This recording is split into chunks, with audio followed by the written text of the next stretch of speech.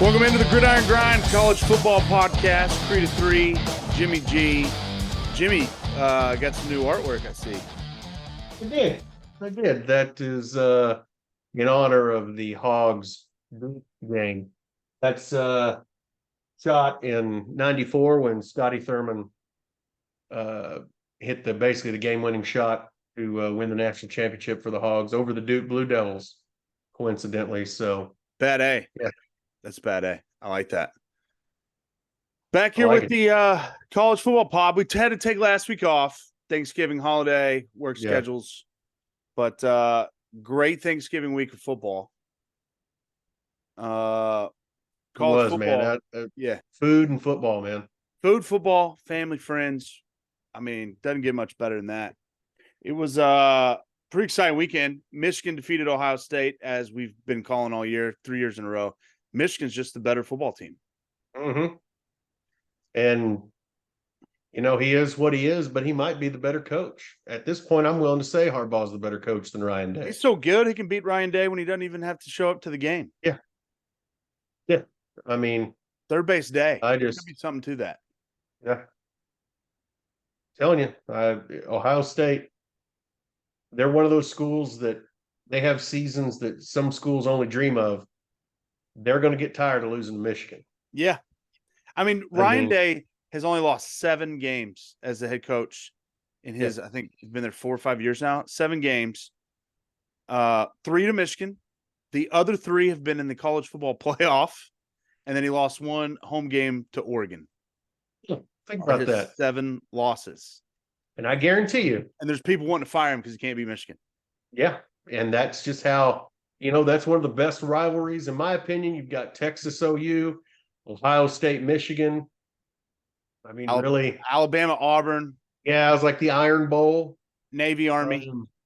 And Army, Navy. That's about it. And really, I put Army, Navy above the Iron Bowl, too, because I just, you know. Yeah. Just national. Everybody, you know, kind of tunes in. You know, the Iron Bowl's got a rich history, but me personally, I think it's Ohio State, Michigan, Texas OU, and Army, Navy. Yeah. So Michigan wins. Alabama, speaking of the Iron Bowl, they survived Auburn. On a 4th and 31. I mean, what kind of defense was that? The only thing you can't let is someone behind you. Don't let them behind you. Like, unreal defense by Auburn. Outplayed them the whole game. Should have won. Yeah. Other top teams, Georgia squeaks by Georgia Tech. Well, they kind of dominated, but I think Tech got a late touchdown, and so Georgia wins by 1 touchdown. Washington barely squeaked by Washington State, though. They almost went down. Florida State almost lost to Florida. They had to come from behind, win that game. And then the Friday night games, Oregon and Texas both took care of business. Yeah. So a little bit of movement at the top since Ohio State lost. You got the college football committee rankings been kind of an uproar. Georgia's 1, I agree with. Michigan's 2, I agree with.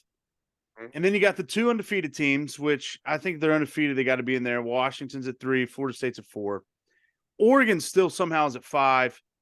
I just don't think their resume. I don't know who would win on the field between Oregon and Texas, but resume-wise, Texas by far is a better resume.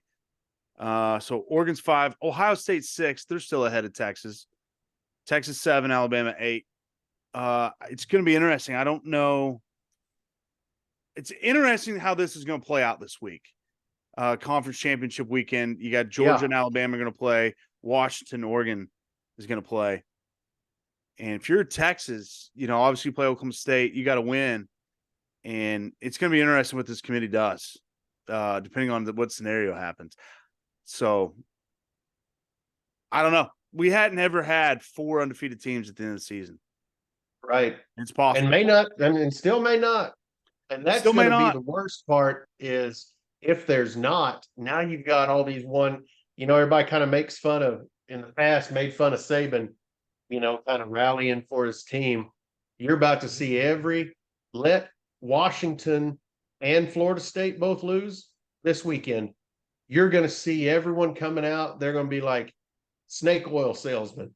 trying and everybody, every one-loss team from number 8 up is going to be talking about why they deserve it. And here's the thing, they're all right.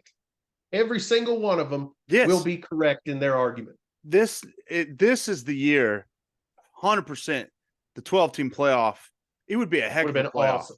Because I think the top 8 teams all legitimately could win the national championship. I think Georgia and Michigan are better than everybody else, but I don't think they're so much better that, Texas, Alabama, Ohio State, Oregon couldn't beat them. Yeah. I think so too. I mean, golly. If anything, it showed, it's rivalry week. And every week this week shows you just can't take anything for granted. Yep. Well, we got conference championship weekend this weekend. Preview some of them. Starts off Friday night. You got number 5 Oregon taking on number 3 Washington. Check this out. Oregon. So Washington won the first game. Oregon is favored by 10 points in this game, Jimmy.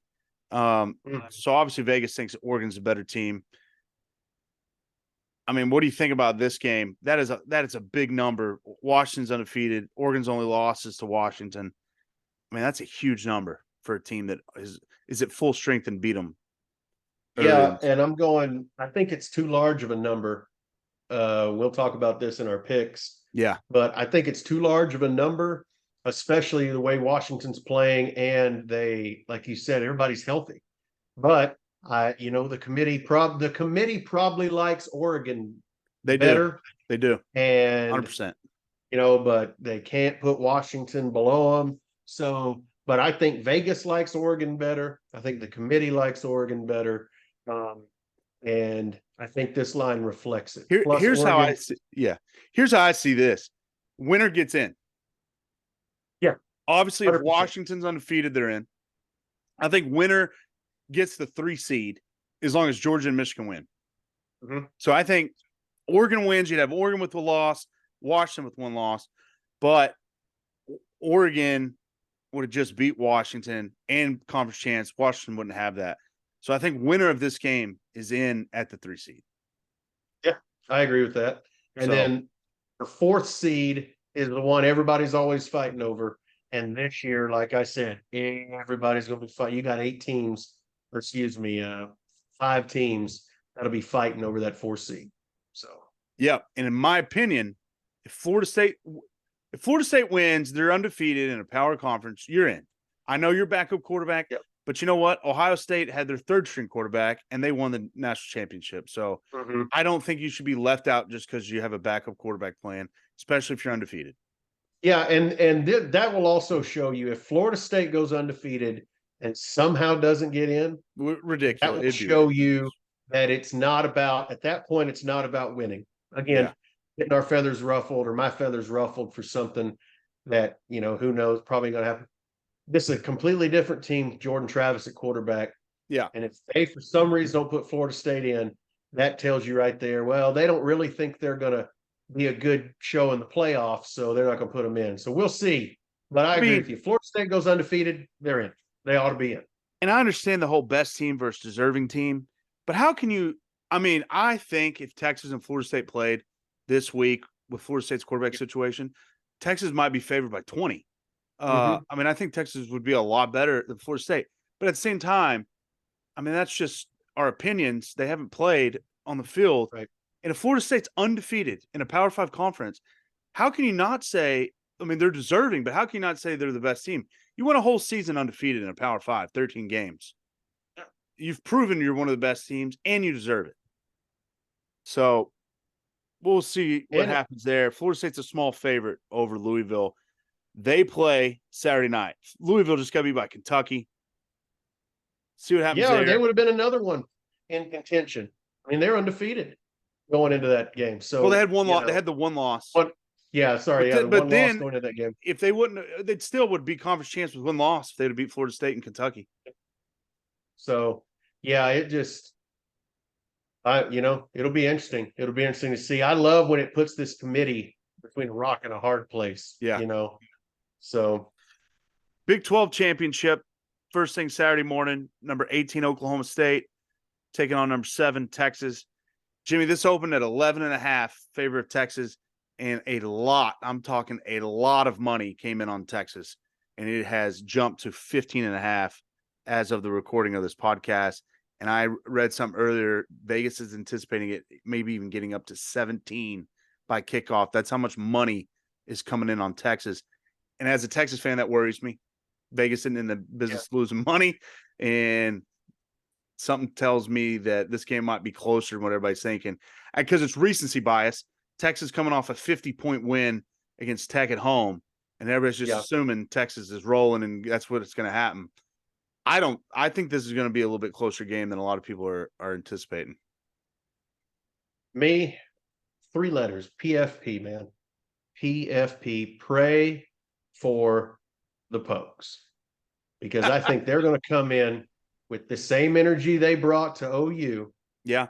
And even though OU beat Texas, let OU and Texas play today. I think Texas, I don't think they beat them by 50, but I think Texas is 3 scores better than Oklahoma. And I think Oklahoma State's going to find out real quick how deep Texas is. And if there was any question, of course, it's a very small snippet, but we texted about this. When Arch Manning came in, that place erupted, just went crazy. And then you watch him, and I thought, okay, let's see this. Yes, okay, let's see what they let him do. I was there. It scrambled. It just erupted. And you and I said, man, the only thing that I could compare that to was when Mustaine came in. Yeah. And the whole stadium was rocking. And we were on the reverse side. We were losing to USC like 50-7 or something. I remember. But the whole stadium didn't leave because we're going to get to see Mustaine. He comes in, lead us down for a touchdown. So when that started shaking, I just remember thinking, man, that's so cool. He's there, gets to experience that because that's loud. I mean, it's unforgettable. But when I watched Arch run, I said, okay, well, he's running. I mean, yeah, it's against Tech, but let me see him throw the ball. And when he rolled out to his right, threw that ball back across, I had to watch it 3 times because the camera couldn't find the ball. Not saying he's got some laser rocket arm. I'm just saying I couldn't find the ball, and I look, and yeah, it's not a long throw back across your body, but he still threw it back across his body. Had enough still. He hit the dude in stride, and I thought, okay, they're going to be okay at quarterback then. So that being said, I'm going Texas. The only question was at quarterback. Now you've got, okay, you know what you're seeing a little bit of what you got in Arch Manning. Let OU come in. I think Texas be 3 scored. Like I said, 3 score better. And I think it's going to be the same way with the Pokes. I think Texas is deep, and Oklahoma State's going to find out. And hey, congrats for Oklahoma State for being there. Yeah. But this one, I think, gets out of hand. Speaking of Arch, there's been practice reports over the last month that he's been the best quarterback on the team. I believe it. And so I think I don't know. We'll see. I mean, he got a little bit of his first action. But speaking on this game, Texas is now I believe the 3rd best run defense in the country. And it's strength on strength because Oklahoma State, Ollie Gordon leads the Big 12 in rushing, and he gets stronger in the 4th quarter than he is in the 1st quarter, and he gets to feeling himself, and he can run the football. It's strength on strength. And I agree with you. I would give the advantage to Texas. That defensive line from Texas is the real deal. I mean, just ask Alabama. Alabama's only loss of the season was to Texas at home. They're playing in the SEC championship, and Texas just wore them out in the trenches. And I've been watching Texas all year, and that's been the difference. The Texas trenches, it wears teams out. And I think it's advantage Texas, strength on strength. Speaking of the SEC, you got number 1 Georgia taking on number 8 Alabama. Georgia favored by 5.5. I don't know what Alabama team you're getting. You're getting the one against Auburn. This will be a blowout. But if you're getting the Alabama because I guarantee team, you Georgia isn't letting anybody behind them in the end zone. Yeah. Georgia will play better defense on that play than Auburn did. I think Georgia's been the best team in the country for the whole 12 games. Yeah. And, we'll get into it when we record our NFL podcast because there's a team in the NFL that I'm officially ready to say, man, I think they're that good. And Georgia, too. The last couple weeks, I'm going, man, Carson Beck, that guy just, dude, He's good, man. That Georgia He is team is good. good. He is good. He's underrated. He's underrated. Yes, Man. Throws a good ball. he does. The guy's underrated. And I don't think this game, I don't know if this game's going to be close. Georgia may pull out. I I mean, can this see may that. be 10 plus with Georgia, just because I think they execute so well that I think Alabama, they're going to capitalize on every mistake Alabama makes. I agree. I think Georgia's just a better team. And especially if Georgia gets ahead and Milroe's got to become just a pocket guy, it's advantage Georgia. Big Ten, number 2, Michigan versus number 16, Iowa. Michigan favored by 22. One thing I want to talk about, I mean, I've seen these two teams. Michigan can do whatever. They're going to dominate. They can beat them as bad as they want. Depends on how much effort. But the one betting stat that's hit Twitter is Iowa first half. The first half lines were released today or earlier in the week. And Iowa's first half total point line is 0.5. So they just have to score to hit the under. You taking the over under? Does Iowa even score in the first half? Matter of fact, I'm going to take it I'm going to take it live right now. Because you taking the over? You're saying Iowa scores some points first half? Iowa scores somehow in the first half. That's going to be one of the most bet of the night. And people are just going to be sitting on the edge of their seat seeing if Iowa's going to score in the first half. Yeah. I think Iowa scores field goal in the first half and does not score again the rest of the game. So Michigan's favored by 22, but the over-under is 38. So they're basically saying, it's going to be a 30-8 kind of game. Yeah. Like, if Iowa somehow scores they do lead touchdown, they do lead the country in safeties again for the second year in a row. Iowa has the most safeties in the country. Would that be a crazy stat how Iowa wins the first half over by getting a safety? I mean, it could happen. Their defense is that good. Their defense is unreal. Their offense, but as good as their defense is, as bad as their offense is, it's unbelievable how they win football games. I mean, they've hit the under. Last week, the over-under in Iowa, Nebraska, Jimmy, was 24, and the under hit at 23. Iowa beat, was it Nebraska, 13-10. I mean, it's unbelievable. Yeah, and Michigan's. I think Iowa gets a cheap one in the first half, either some kind of cheap touchdown, maybe McCarthy throws a bad pass, tries to do a little too much, or somehow, we got a fumble on an exchange, and Iowa gets a cheap one, and then all of a sudden it's just over after that. Could be. And then the last Power 5 conference championship game, it's number 14 Louisville against number 4 Florida State. Florida State favored by 2.5. Their backup's even questionable. I forgot about that. He got knocked out against Florida. Came back in, but now they're saying he's questionable. So the third stringer might be playing. But this probably is the least exciting game, but it might have the most eyeballs. Because everybody's going to be watching to see if Florida State loses. That means kind of chaos. Yeah. For the committee. Who are they going to put in the 4th spot? So everybody's going to be watching that just to see if Florida State loses.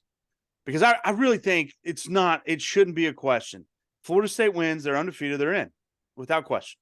Don't care. Like we said, Texas probably a 3-touchdown favorite over them. Doesn't matter. Florida State's undefeated. Texas would have one loss. Florida State's in. No question. But everybody's going to be watching to see if Florida State loses. And, I think I think Texas. I think if they lose, I honestly, not because it's you. I do too. I think it's Texas resume wise, but this is what we love. This is what we love. I love chaos. Exactly. I love putting the committee in these positions just because I'm sitting here going, prove me wrong. Prove me wrong. I firmly don't believe it's about on the field with a lot of these decisions. I think it's about money. So prove me wrong. Prove me wrong that it's not about money. I think, you're and right. Even if it's about money, Texas is going to bring a lot. They're going to travel extremely well. But so I'm like, prove to me that it's not about what's on the field. Because if it's about what's on the field, it's hard to argue a better resume than Texas. I agree. Unless, the only question would be if Alabama somehow beats Georgia. Then you'd have a decision to make. That's when stuff would get super interesting. Super crazy. If Alabama beats Georgia, you'd have Texas beat Alabama, Alabama beating Georgia, but Georgia's a 2-time defending champ. Yeah, and been ranked number 1 the past several weeks. So that's where I'm going, okay. Would get interesting. What are you going to do? Mm-hmm. And my whole contention is you cannot put Alabama in over Texas, because then you're basically telling everybody, don't schedule big games because we don't care. There's too much risk involved because it doesn't matter. We won't even consider it. And I think that we've said it all year. It's a bad precedent to set.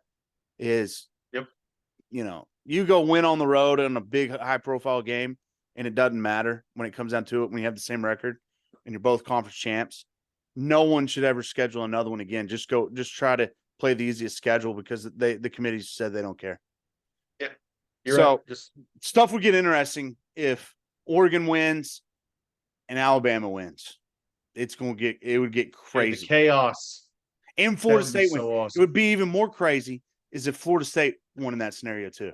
Because you got to put Florida State in, and Michigan's not losing to Iowa. So you'd have Michigan and Florida State in there, and then you'd have Oregon, Texas, Georgia, Ohio State fighting for the last 2.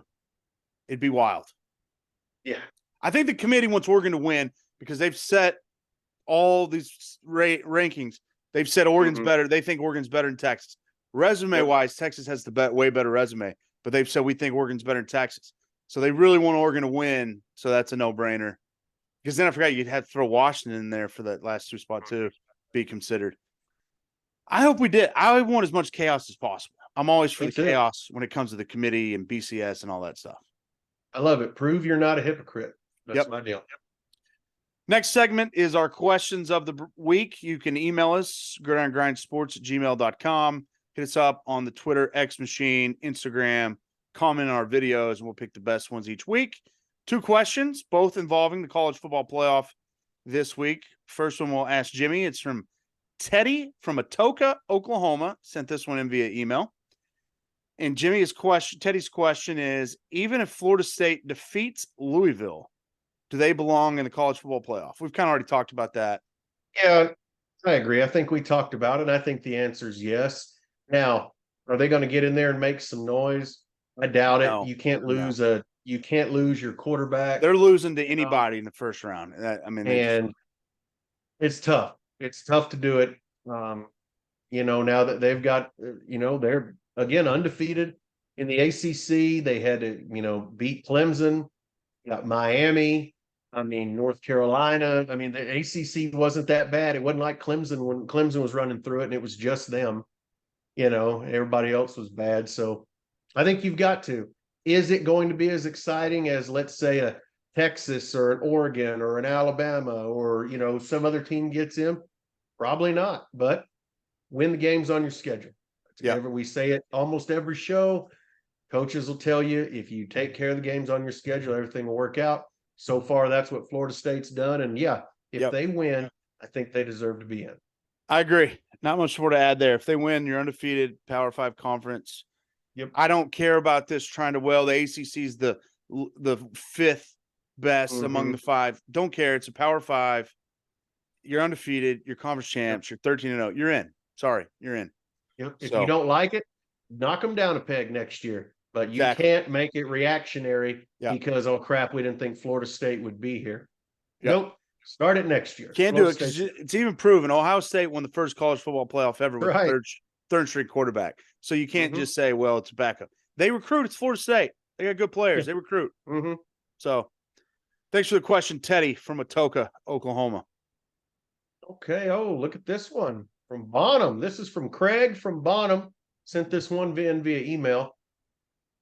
It says, Jimmy, how mad is Creta going to be if Texas wins the Big 12 championship and Texas is left out of the college football playoff. Creta, I know what I think the answer is. Let me hear what you think. How mad are you going to be, Trey? If the 4 undefeated teams win and Texas is left out, I won't be mad at all because I think that's how it should be. If Georgia, Michigan, Washington, and Florida State all win, I won't 0% mad because they deserve it. They've proven they're the best. They get in. If Florida State loses and Texas is not the 4th team, I'll be extremely mad because I just no other team of the 1 losses has a better argument and a better resume than Texas. So I would be extremely mad if Florida State loses and Texas isn't the replacement. Because like I said, if Oregon beats Washington, Oregon takes the 3 spot, Texas has a better resume than Washington. They've beat Alabama head-to-head in Tuscaloosa. So, yeah, I'd be pretty mad if Texas doesn't get that 4 spot if Florida State loses. And if Washington beats Oregon, Oregon would then have 2 losses. They're out. They played. They had their chance to get in. They had their chance to get in. They lost twice. They're out.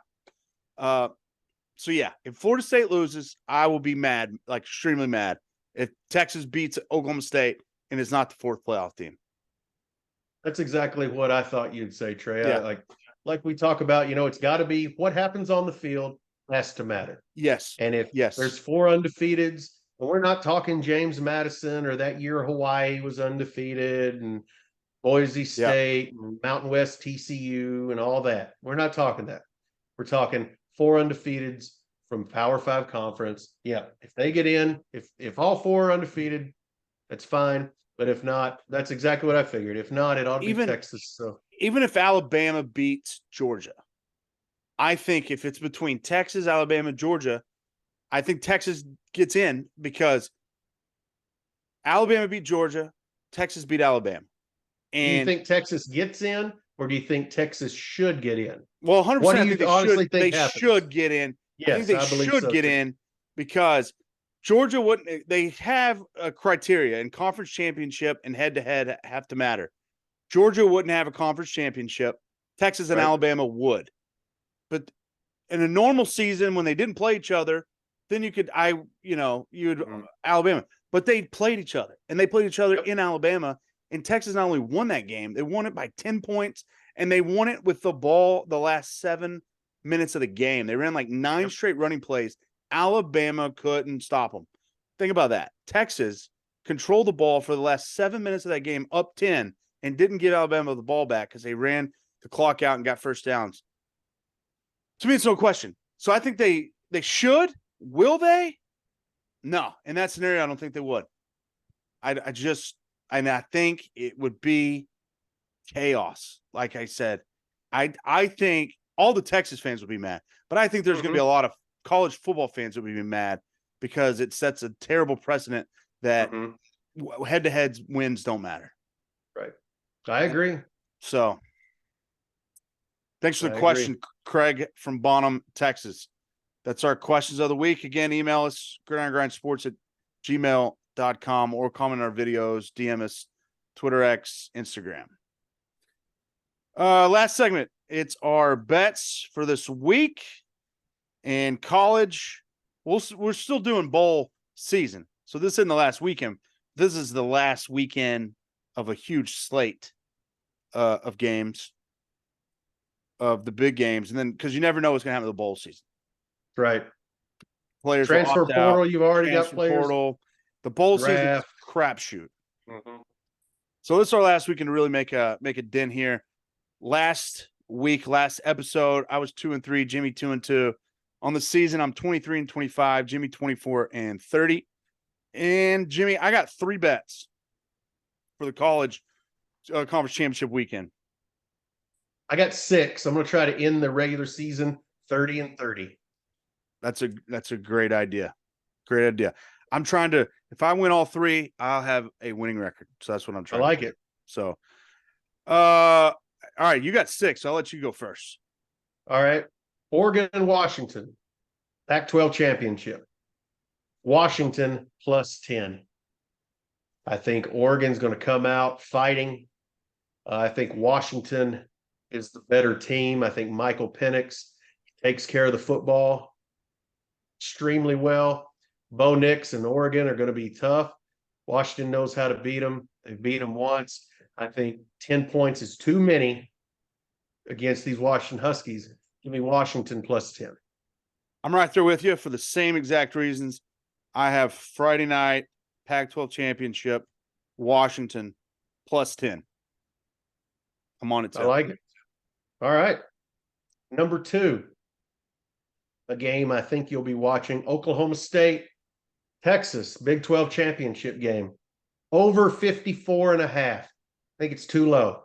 It's too low for these two teams, especially for the Longhorns. Texas, now remember, this is the last chance a team like Texas is going to get for that resume. And again, that on-the-field eye test. And they already had it last week against Texas Tech, 50-point win. I think Sark and them are going to push for another huge win in the conference championship game to go, look, guys, we're the team. And so give me over 54.5, Texas and Oklahoma State. 2 points to make on that. One, I 100% agree with you. I think that matters, and I think it matters to Sark, and I think he's going to, like he's scored 57 last week against Tech and beat him by 50. I think if he has the opportunity to score a lot of points and do the same thing that Oklahoma State, he will. Second point on that. Earlier today, we recorded this Wednesday, the Big 12 announced their postseason awards. Do you know who was named the Big 12 Coach of the Year? Mike Gundy. No way. Not Steve Sarkisian, not the 11-1 team. Mike Gundy, who lost at home to South Alabama and was beat by 40 by UCF, was voted. I mean, it might be an homage to see you later, Texas and OU. We're not giving you awards. But you don't think that's going to spark a little bit of a fire down there in Austin, Sark and the team? Like, Sark wasn't Coach of the Year in the conference? So, yes, I think if Sark has opportunity, they're going to put it on Oklahoma State if they can. Yeah, and they're going to do everything and lift that Big 12 trophy up and go, hey, I watched wrestling as a kid. Yeah. If you watch wrestling, you'll get this. This will be the equivalent of Hulk Hogan leaving WWF with the title belt. He didn't, but this would be the equivalent. You can't have it. Big 12 cannot have Texas. The last it wouldn't be surprised if a few years Big 12 is non-existent. The last year in the Big 12, Texas wins and walks off the trophy. Yep, over 54.5. I like it. My second bet is Mountain West game, UNLV plus 3. UNLV has the best record against the spread in all of college football. They're the better team. Barry Odom, former Arkansas DC, done a phenomenal job with the Running Rebels. They're better than Boise State, and Boise State is favored. I don't get it. I'm taking UNLV plus 3. The game's in Vegas. Now it's at Allegiant Stadium, not on the campus of UNLV, but it's still in Las Vegas. They don't have to travel. I'm taking UNLV at plus 3 Saturday for the Mountain West Championship. I like it. I can see that. That's, like you said, UNLV, the best record this season against the spread. And, Boise State hadn't impressed me, so good bet. Yep. My next bet is 2 bets on one game. Give me the AAC championship game, SMU and Tulane. Give me Tulane minus 3 and give me over 47. Both these teams can score. I think Tulane is head and shoulders the better team over SMU. So that's where I think minus 3 hits. And then the over 47, I think Tulane will put it on SMU if they have the chance as well. So to me, I'm like, that's a no-brainer. Tulane going for 12-1. And I think they're going to need to put up some points to do it. So give me over 47 and Tulane minus 3. All right. One of the first times all season we disagree on a game. I'm taking SMU. Where I looked it up, it was 3.5. But if you're filling Tulane with Jimmy and it's at 3.5, buy the half point. You got to get a football number. I'm taking SMU plus 3.5. And if it's at 3.5, you want to leave it at 3.5 because lose by field goal, obviously. Right. SMU they've scored a lot of points this season. So I love your over bet. Something about them. I kind of think Tulane, they had a way easier schedule. Tulane just had to play UTSA. And I think I'm a big fan of what SMU. They played Oklahoma close earlier in the season. I think these two teams, I have them a little closer than you do. And I think 3.5 is too much. I like SMU here. So me and Jimmy going head to head in that one. I like it. Chaos. More of that chaos we talked about. All right, Last that's it one for for me. me. That's my 3. Last one for me is 1 game, 2 bets again. Big Ten championship. Michigan and Iowa. Give me the over 35 and give me Iowa plus 22. I think this game, I think Iowa won. I think if you can get that prop bet of Iowa first, I say prop bet. If you can get that bet Iowa first half team total, take it. I think Iowa's going to get a cheap one. Iowa may even score a touchdown in the first half. Just kind of come out and really surprise Michigan. That'd be something. And then I think it'd be all Michigan. But I still think defense travels. That's what they always say. And it's true. Defense travels. Iowa's got one of the best defenses in the country, if not the best. Yeah. Michigan's got a pretty good defense, too. Very good defense. I think Michigan's offense is phenomenal. And I think they know they're going to have to score some points, put some separation between them and Iowa. So 35 to me is too low. I can see this being 35-13. I can see Iowa somehow getting a late touchdown when it's just out of reach and doesn't matter, and backdoor covering that 22 and helping hit the over. Michigan may hit the over on their own. Yeah, I could see Michigan hitting the over on their own. Yeah, because I didn't think they'd score like that on Ohio State, especially being a rivalry game, and they did. So that's my take. Iowa plus 22 and Michigan, Iowa over 35. All right, here's our Gridiron Grind best bets recap. Jimmy with 6. He's got Washington plus 10, Oklahoma State and Texas over 54.5, Tulane -3, SMU Tulane over 47, Michigan, Iowa over 35, Iowa plus 22. Myself with 3 bets. I have Washington plus 10, UNLV plus 3, and SMU plus the 3.5. College football championship weekend should be a great weekend. Let the chaos unfold. Love it. Can't wait. Can't wait. This is the last big week, and then we're going to see what the playoff committee does. And man, I can't wait. When is that? Like Sunday at noon or Sunday at 11? I think it's before the noon games kick off. NFL. I think you're right. When they release it, usually. I wish they'd do that at night. I wish they'd make that a night deal. We can all gather around and see how it's going to be. Yeah. But it's not. So it's not. You got to get out of church and get to the TV to watch it. So, all right. That's our podcast this week, breaking down the conference championship games. Thanks for joining us. We're on Apple Podcasts. We're on YouTube and our Gridiron Grind channel. Check us out there. Like, comment, subscribe on the video. Have a great weekend watching college football. And hopefully the Horns win the Big 12 championship. I'll be there, by the way. Got tickets. I will be there. You were good luck. You were in Austin for Tech, so maybe you'll be good luck for your Horns here in Jerry World. I risk it, though, Jimmy. I've been to 2 previous Texas Big 12 championship games, both in Arlington. We lost both of them. 0-1, Texas lost to Colorado, and then 2018, Texas lost to OU. I was bad luck. So hopefully I break the streak. I'll tell you what. Yeah, if y'all start losing, just go over to Texas Live. Yeah, I'm being there before game for sure. Little pregame and postgame, hopefully. So, all right, that's going to do it for the show. We'll see you guys next